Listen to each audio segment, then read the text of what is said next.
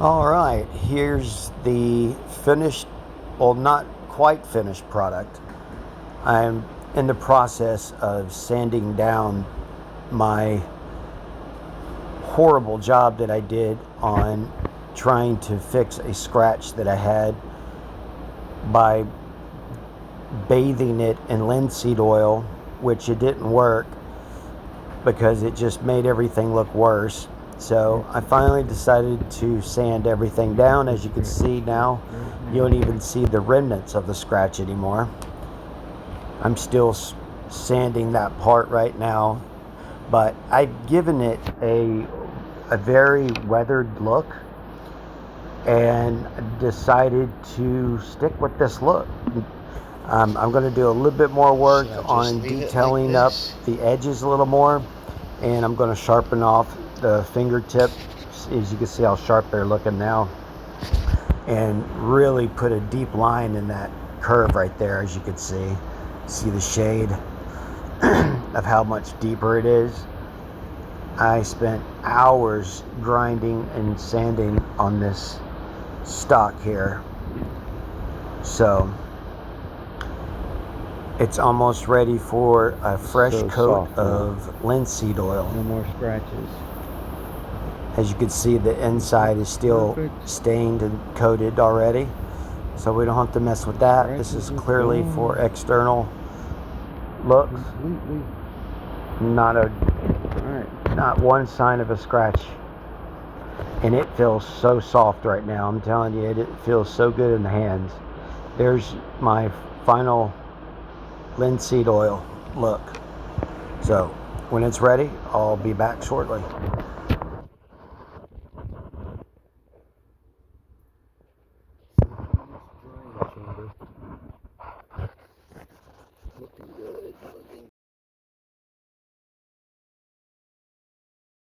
We're at the last step.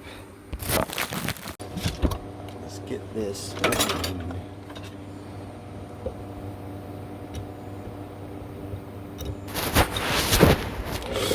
All right, I am now drilling a hole through the shaft that AEA designed their whole trigger around, which they put way too much pressure on that shaft for a set screw to hold onto that pole and pull it forward to pull the trigger. The way I designed it is I just drilled a hole through the shaft, so now you could just put the screw right through the hole, and now once you stick it back into the trigger, it will stay in there flush, which I will show you here in a minute. Right now I'm just screwing in the screw into the hole that I just made, because the original model was designed with a set screw just to squeeze on that little shaft. And how in the hell is that supposed to pull that shaft with a set screw is beyond me, because my trigger kept coming undone. Put you on like a helicopter. So once I get this screwed on,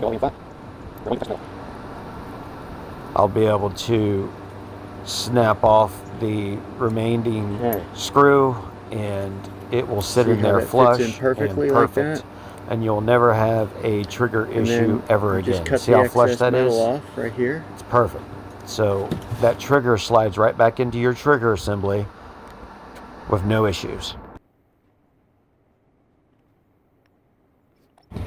Now I'm taking a die, is what you call this device. It's actually adding threads to the shaft that we just screwed a hole through. So now our trigger assembly will be able to screw back into the shaft that it unscrewed out of, just like the factory model.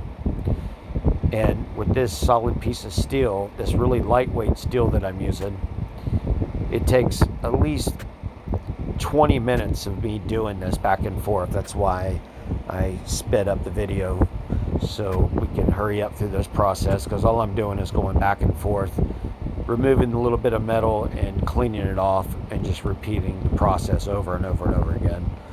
But you'll see it'll spin off seamlessly, and it works beautifully. Sir. Yes, sir. Alright, we're down to the final few turns here. As you can see, it'll just spin off by itself very easily, seamlessly, perfect. I love it. Alright, so next I'm about to show you the original staff with the hole I just drilled through it.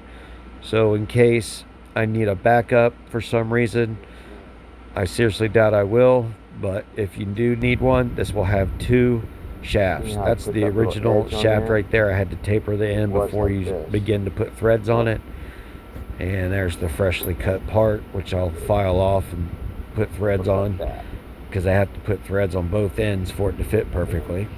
This is the last one I tried to do. That's an old one that I did and took off too much metal, so that's why we're doing this again. Here's the staff I was telling you about. That hole right there, as you can see. See how thin that head is? Didn't make it very wide enough to put a hole through, so that's the reason I went with a new staff. But I made that one work too.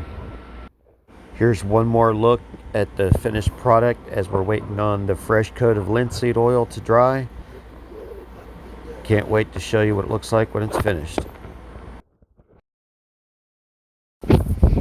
Here's some quick looks at the 17-inch silencer / moderator that I made out of the broken parts from the Donnie FL.